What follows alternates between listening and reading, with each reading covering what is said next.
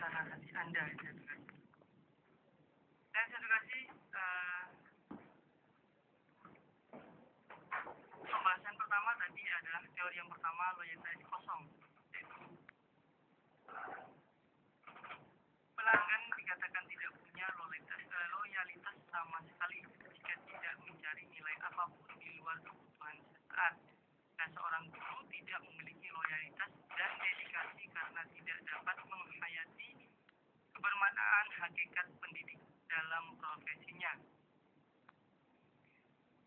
Nah, Kang Hari, kalau tadi sudah kita bahas yang pertama yaitu loyalitas kosong, dan kita menuju yang teori yang kedua, Kang Hari, yaitu loyalitas inersia.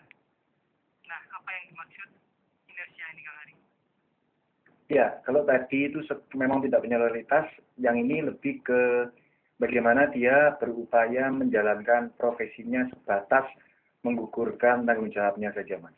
Tapi sebelumnya ke loyalitas kosong dulu, bagaimana merubah mindset guru, maka yang terjadi adalah sekolah mesti menganut asas keterbukaan supaya bahwa ketika nasihat kepala sekolah, nasihat guru-guru yang lainnya itu ditaati, mereka melihat bahwa di sini telah tegak kejujuran, clean good governance gitu, manajemen sekolah yang bersih, yang jujur, yang transparan dan lain sebagainya.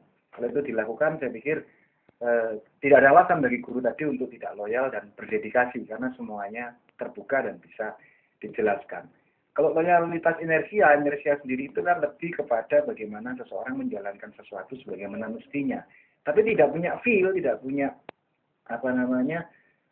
corporate philosophy, tidak punya filosofi dia bekerja itu ya sebatas yang penting aku kerja gitu. Nah, kalau ini yang seperti ini ya nampaknya di kelas pun dia sebatas menggugurkan kewajiban ngajarnya, sehingga siswa kalau dia diajar oleh guru yang ngajar sebatas menggugurkan kewajiban, akhirnya siswa datang hanya sekedar absen aja. Di dalam kelas bisa jadi rame, Mas. Karena gurunya tidak punya spirit, tidak punya semangat, tidak punya passion, tidak punya hasrat yang kuat, tidak bisa menarik minat orang, motivasi, demotivasi bahkan. Nah, ini yang semestinya harus ditingkatkan, itu tidak cukup. Bedanya di mana, Kang, dengan yang pertama? Kalau yang kosong sama sekali dia tidak punya loyalitas, dia cuma datang gelundung aja, bahkan hampa gitu ya kan. Tapi kalau yang di sini, iya, yang ngajar ya, tidak ya kalau dikasih tugas ngandani koncone gerundel tok. Tapi kalau ini masih dia punya kewajiban, dia masih punya berpikir bahwa oh ya, kewajiban saya kan ngajar ya. Nanti saya jadi salah kalau tidak melakukan kewajiban. Hanya sebatas menggugurkan kewajiban gitu. Nah, loyalitas semacam ini yang menurut saya perlu ditingkatkan, saya pikir bahwa banyak di tingkatan awal mungkin orang hanya sekedar bekerja hanya sekedar sebagai yang penting aku tercatat gitu ya kan, menjadi sesuatu yang dia saya harus ada, menjadi sesuatu yang lebih menarik, Mas, bahwa pembelajaran itu sesuatu yang mendorong dia untuk tidak sekedar menggugurkan kewajiban.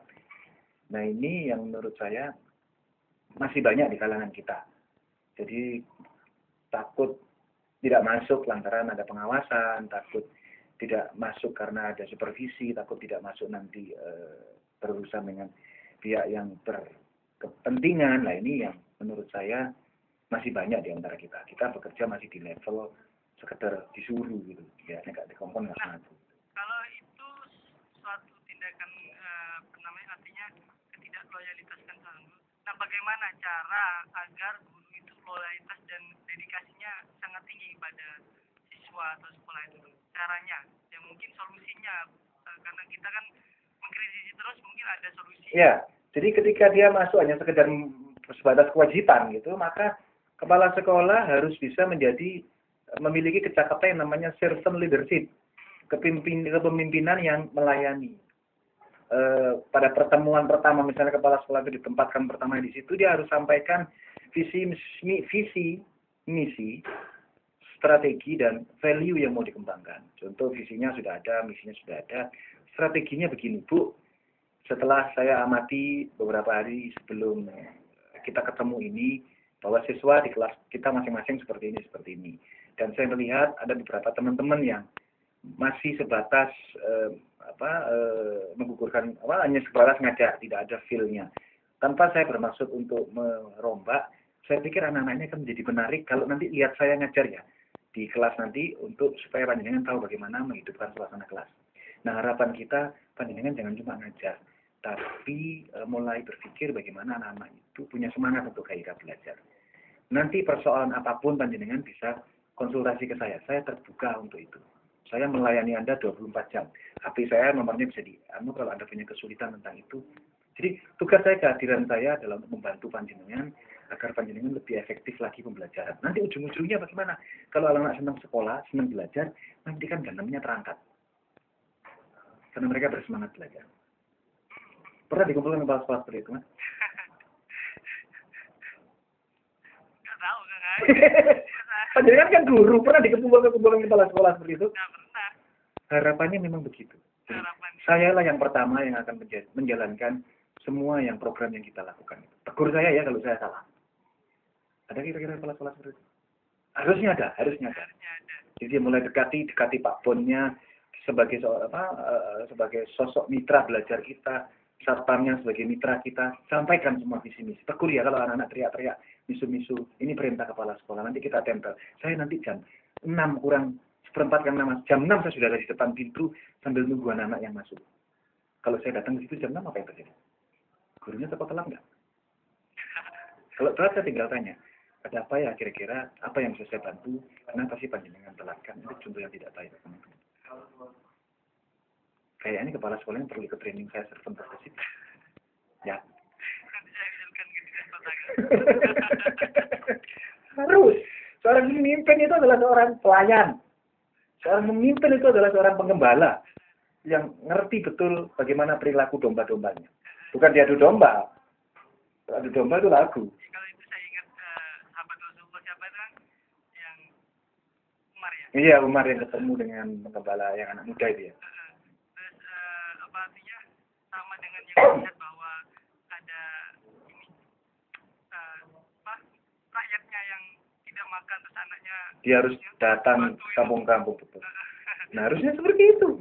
Seorang pemimpin itu adalah seorang pelayan yang tidak akan pernah membiarkan satu orang pun yang dilayani itu merasa teraniaya. Dan karena itulah proses hearing, proses understanding, proses empatik itu menjadi bagian yang harus dimiliki seorang pelayan. Saya menyebut diri saya pelayan masyarakat. Saya pelayan kok.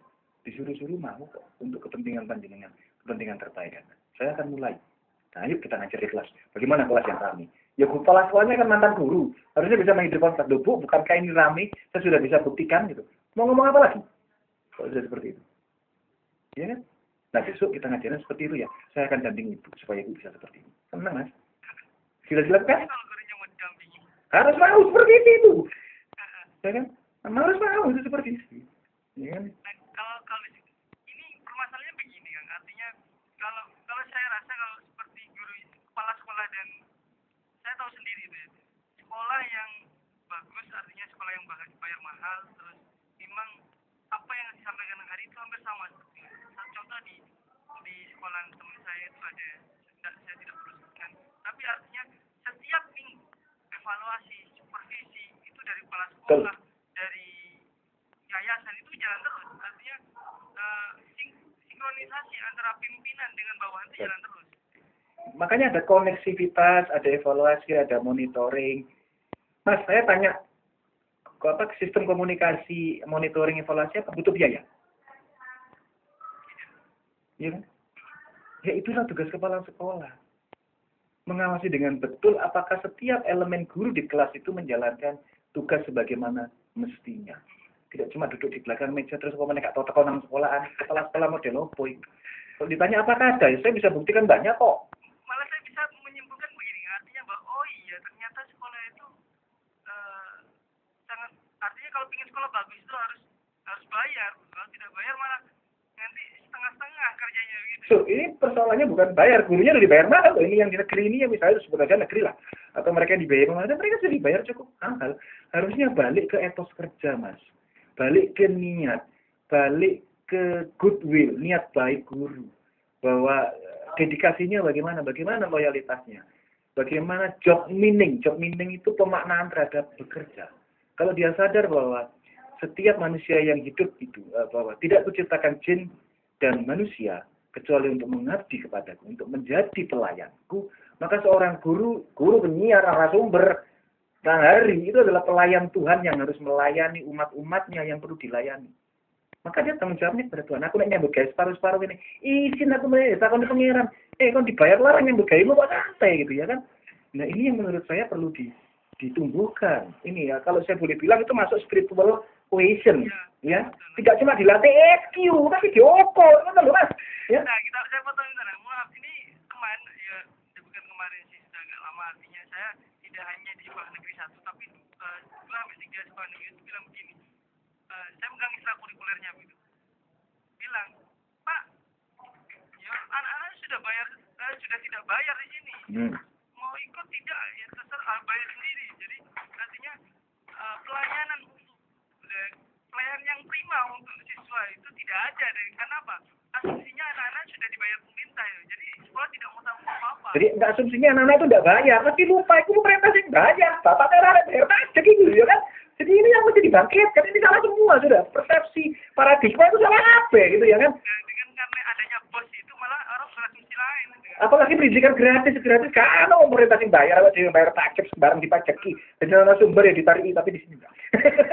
Ditarik apa namanya PPN itu kan apa namanya pajak untuk apa pajak isi tarik pajak misalnya ya kan ditanya nomor NPWP-nya gitu ya. Jadi ini yang seringkali dilupakan, itu dibiayai sama pemerintah. Makanya saya boleh bilang ya kampanye boleh, tapi menurut saya kinerja guru itu harus ada indikator-indikator yang diukur benar. Kalau misalnya itu tidak bisa, outsourcing kan ke saya deh itu. Ya, saya akan bentuk tim untuk betul-betul mengukur guru itu sampai ke pelayanan prima apa enggak. Nanti satu kita floorkan. Kalau saya gagal, saya boleh dibantai. Tapi kalau saya berhasil, ya saya minta ganti. Ya, jadi ini yang harus supaya dia tahu bahwa ini dibiayai pemerintah. Mereka enggak gratis. Nah kalau bosnya enggak dicairkan, apakah gratis anak-anak? Kayak penting, bayarannya ditunda guru nih. Ya, mereka harusnya sadar itu bahwa ini bagian dari filosofi pendidikan. Dan ini memang sudah parah. Ini persoalannya bukan persoalan sekolah bayar apa tidak, etos kerja. Persoalan tentang job meaning, persoalan tentang filosofi pendidikan. Yang menurut saya tugasnya Mas Hanafi untuk menanamkan ini ke benak mereka, merubah paradigma itu. Nah makanya kalau sudah seperti itu terus harus tindak lanjuti, gak cuma dibiarkan bukti-bukti saja. Itu proses evaluasi, pengawas, komite sekolah, evaluasi diri sekolah, datang ketemu, kumpul, kita diskusi. Kenapa ada guru yang seperti itu? Apa mau saya sarankan untuk pindah sekolah Bumbul Gajah? Ya, kita